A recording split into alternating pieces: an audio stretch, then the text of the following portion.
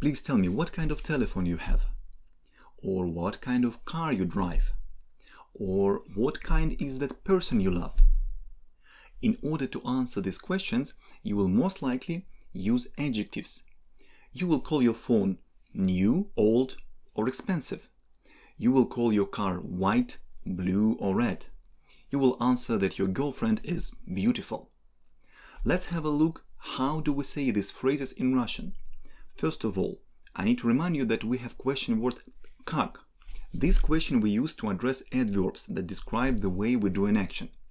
Now, to ask questions to adjectives, we'll use questions какой, какая, какое, and какие.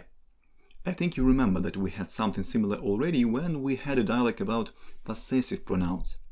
That time we also had gender and quantity specific questions чей, чья, чье, and чьи.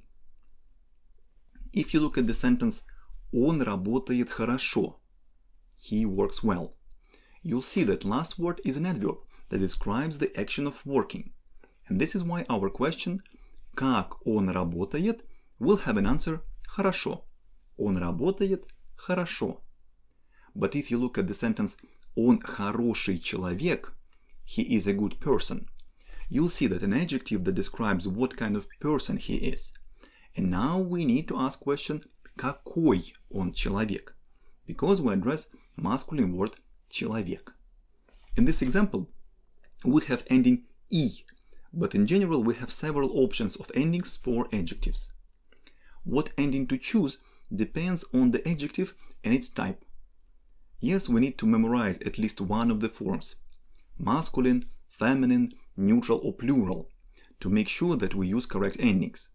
We have several types of adjectives, and the major difference is if ending is stressed or not, and if we have hard or soft type of consonant in front of that ending. Please have a look at some examples. Молодой, красивый, дорогой, маленький, ранний. Молодой has stress on ой, and based on this initial form we can build all the other gender and quantity specific forms of this adjective. Молодая, молодое, молодые. Красивый does not have stress at the end, and letter V that we have in front of the ending is hard. So we come to forms красивая, красивое, красивые. Дорогой has stress on ой, but letter G is kind of special. We rarely use combination of G and U, so we follow same rule that we had for adjective молодой, but make some correction for plural form. Маленький doesn't have stress at the end, and letter K is also special, so we have interesting combination of endings of different types. Маленькая, маленькое, and маленькие. The last example is adjective ранний, that means early. You see that here we don't have stress at the end, and we pronounce n in soft way. So we want to keep this softness and come to forms ранняя, раннее, and ранние. Now please have a look at some examples. Здесь очень красиво. Какой это город? Это красивый город. In the first part of the dialogue, we describe overall context and use an adverb, but in the last part, we describe the city and use adjective of masculine gender. Этот телефон стоит дорого. Какой это телефон? Это дорогой телефон. Я читаю эту газету утром. Какая это газета? Это утренняя газета. Какое вино ты закажешь в ресторане? В ресторане я закажу итальянское вино. You see that if you remember roots, major parts of the words that are adverbs, you can build an adjective by adjusting the ending. Once you've learned adverbs and adjectives, you immediately come to a point when you need to say that something is more interesting or less important. And we have universal way to build these phrases. Please look at the screen. Instead of words more and less, in Russian we use более and менее. And also, we need to remember that if we make a comparison, we need not to forget part чем that represents word then. Important difference is that in Russian we need to put comma in front of чем. It is a strong requirement. В Египте весной более тепло, чем в России. Since we talk about general context and not about concrete object, we use here an adverb тепло. Этот телефон менее дорогой, чем тот телефон. We make a comparison of how expensive are two telephones, so we use an adjective дорогой. In both sentences, we use universal construction, and we don't forget to put comma in front of чем when we write these sentences. This comparative rule is universal. However, just like in English, we don't say more good and more bad. We use special comparative forms.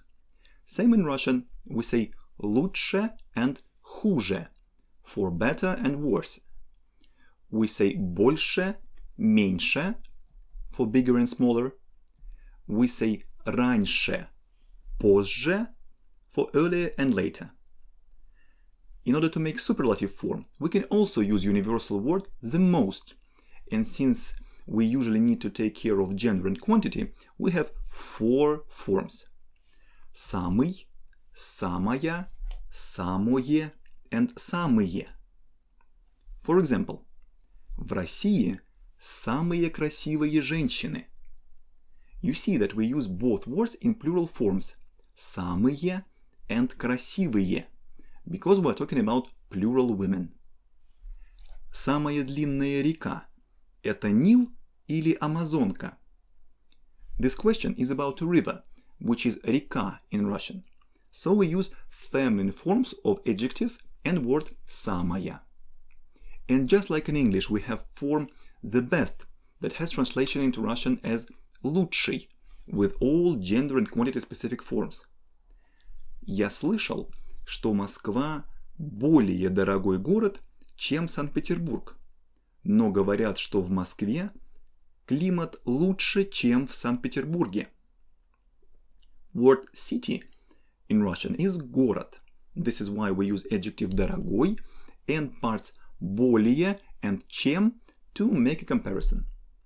In the second part of the sentence, we talk about climate that is better. So we use word лучше. And again, we don't forget about word чем and comma. Самый лучший день в году – это день рождения. The best day in a year is birthday. Word день has masculine gender, so everything is absolutely obvious here. Word color itself is цвет, and you may see how color is connected with flower in Russian language. Цвет is color, цветок is flower. And we need to be accurate when we build plural forms, because plural цвета means colors, and plural цветы means flowers. Words that we use to name colors are all adjectives. Let's read names of the colors. White – белый, black – черный, gray – серый, red – красный, pink – розовый, yellow – желтый, orange – оранжевый, indigo or blue – синий, light blue – голубой. Yes, we do this differentiation in Russian. The sea is blue, but the sky is light blue. Море синее, а небо голубое. Violet or purple – фиолетовый, green – зеленый, brown – коричневый. Since we talk about colors, we need to talk about rainbow, of course. As far as I know, kids in UK learn special phrase to memorize order of colors in the rainbow. Richard of York gave battle in vain. Similar phrase we have in Russian. Каждый охотник желает знать, где сидит фазан. Translation is, every hunter wants to know where the pheasant sits. Once again, каждый охотник желает знать, где сидит фазан. In Russian flag, we have three colors: белый цвет, синий цвет и красный цвет.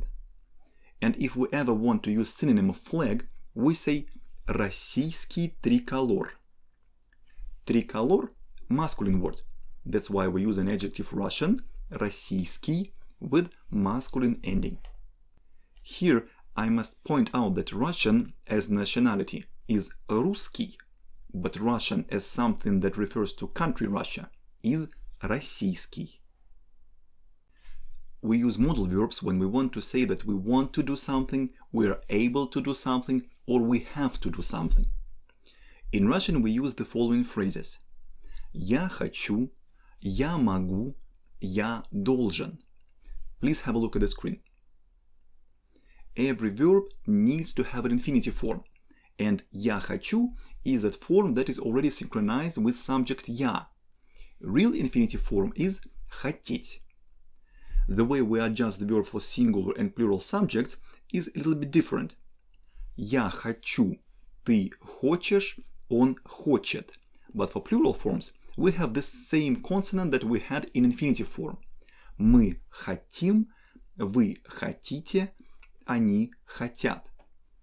You see that verb is changed in two different ways, as verb of type 1 for singular forms and as verb of type 2 for plural forms. The way to talk about our desire in the past is simple. Like always, we cut out infinitive ending and replace it with l, la, or li. The second verb in its infinitive form is мочь. You see that this is a special verb that has an infinitive ending that we did not have with you before.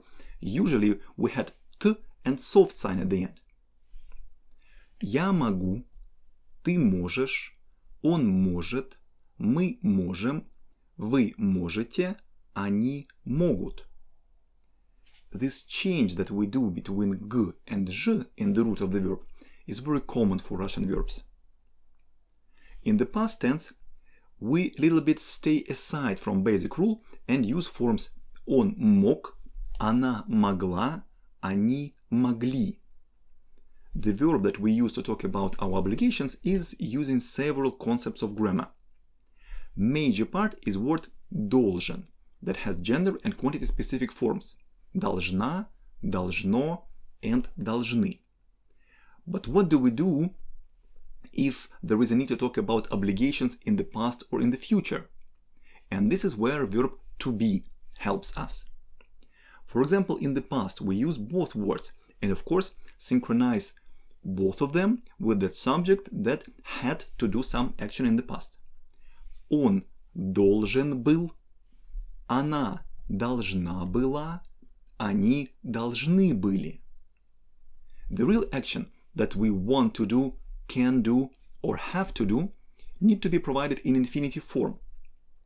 I like the order of these verbs very much because they kind of represent levels of your mindset, thinking about desires, capabilities, and duties. And then of course going in a spiral on a daily basis. You are a really lucky person if all three verbs are in sync in your life, whatever action you are doing. Now please have a look at the screen with some examples. Каждый человек хочет жить хорошо. К сожалению, не все дети могут учиться в школе. Ты должен работать, чтобы построить дом. In the sentences, we have subjects человек, дети, and ты. Modal verbs are synchronized with the subjects, and all verbs that represent real actions are provided here in infinitive forms. Вчера она хотела гулять на улице, но не могла. А сегодня у нее есть время, но она не хочет гулять. Here we have some verbs in the past tense, and they are also in sync with the subject. Где вы были вчера? Вы должны были быть здесь. Почему мы вас не видели? This is the most interesting and complicated example, where information about our obligation in the past is provided using two words, должны and были. But real action is, as always, in its infinitive form быть. One of the regular verbs of type 2 is говорить. The difference between the verbs of type 1 and type 2 is in the way we adjust the ending of the verb when we make synchronization with the subject. Now we'll talk about some special groups of verbs of type 2. Please have a look at the screen. To love – любить, to sleep – спать, to cook – готовить, to save – экономить. These verbs have a lot in common if we look from perspective of grammar. Yes, all of them are verbs of type 2, but also we add letter L to the form of the verb when it is synchronized with subject я in present tense. This letter L was not present in the infinitive form. However, we need to add this and come to forms я люблю, сплю, готовлю, экономлю.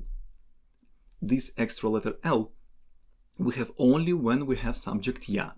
But in the rest of the forms, we use the ending that you know, regular ending of verb of type 2, for example, говорить. And we come to forms ты любишь, спишь, готовишь, экономишь. Они любят, спят, готовят, экономят. Let's have some examples. Она не любит макароны, а я их очень люблю. Я готовлю макароны каждый день.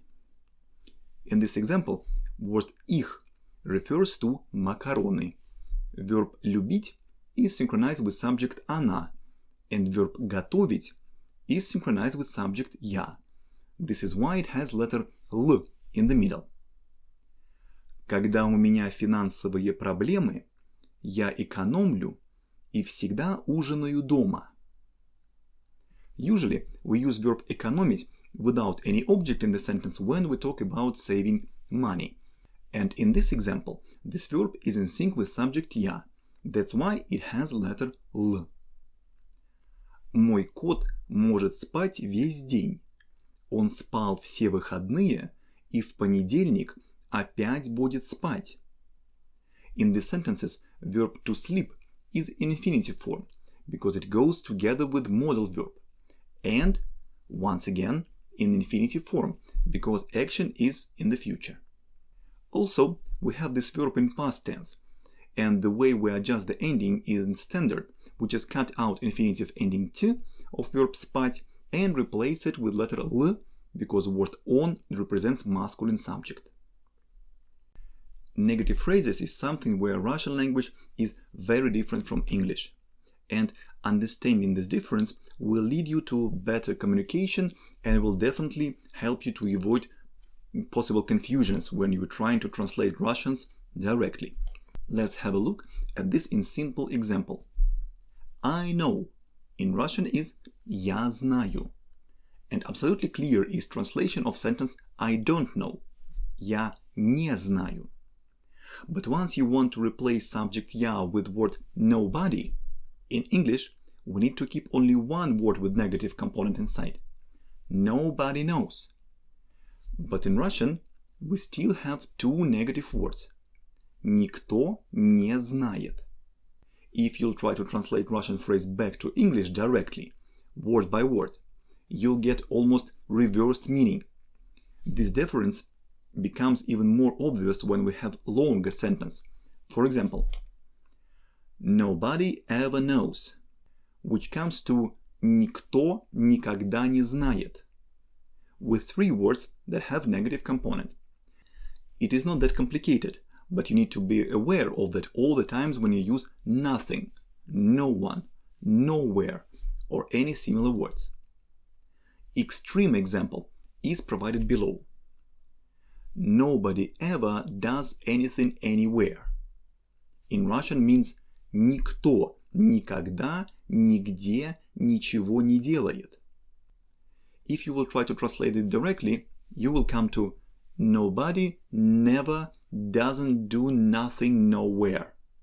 And in English, it will be not only strange but also wrong.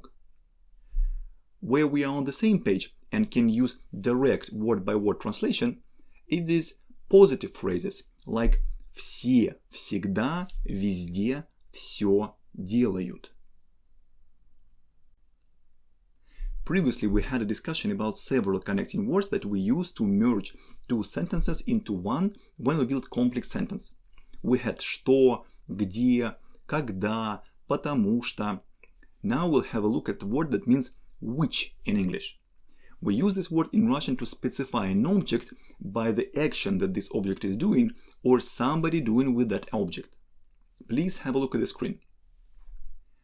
Connecting word который has all gender and quantity specific forms since it looks like an adjective, right? Let's read all the forms. Который, которая, которое, которые. Since we use these words to build complex sentences, we need not to forget about placing comma or commas to separate parts in long sentence. For example, собака, которая играет на улице, громко гавкает. We can imagine that we have two different dogs, and we want to specify that we are now talking specifically about that dog on the street. You see that we have two commas in this sentence because we include second sentence into the middle of major sentence.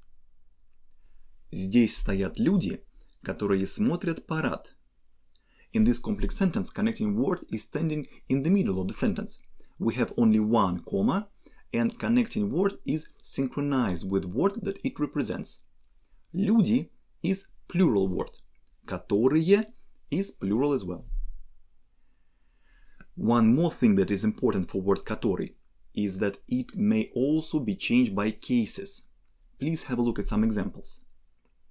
На улице стоит человек, который часто здесь гуляет.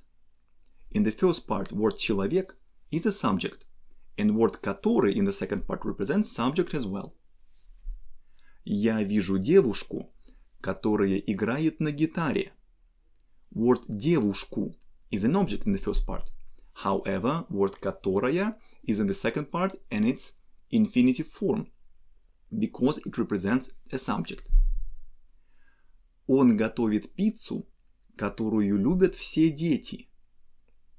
Word пиццу is an object in the first part of the sentence and should be an object as well in the second part of the sentence.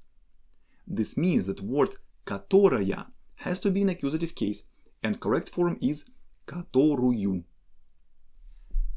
Кошка лежит на диване, на котором обычно лежу я.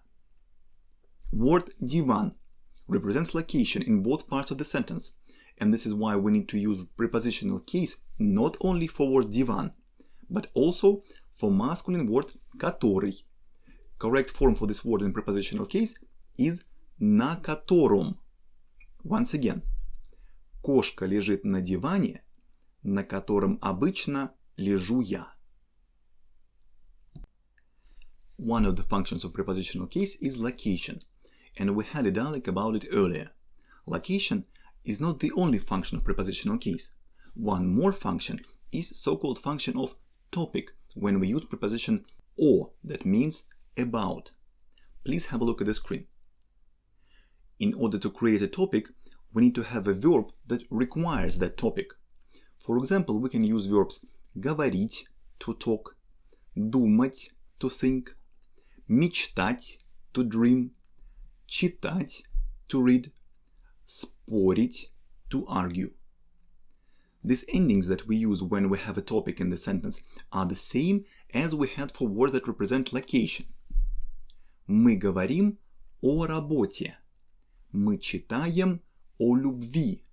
Мы думаем о России. Preposition о, that means about, have several forms to support us in pronunciation. Sometimes we add letter b to that preposition to have a phonetic bridge from preposition to word that starts with vowel. Мы мечтаем об отдыхе. And also, we have longer form обо, which is, by the way, very close to English about for some words. Мы спорим обо всем. Let's have a look at some more examples. О чем ты думаешь? Я думаю о жизни. Ты слышишь, о чем они говорят? Они говорят о работе. In this example, word чем is in fact question word что, but just changed to prepositional case. Она рассказывает об отдыхе и обо всем, что видела. Since we covered with you function of prepositional case for nouns, we need to do the same for personal pronouns. Please have a look at the screen. Here you see a structured table with different forms of personal pronouns that are adjusted to show these pronouns in cases. New line in this table has forms in prepositional case together with preposition о. Let's read all the forms. Обо мне, о тебе, о нем, о ней, о нас, о вас, о них. Я всегда думаю о тебе, когда ты далеко. А ты думаешь обо мне? У вас есть дети?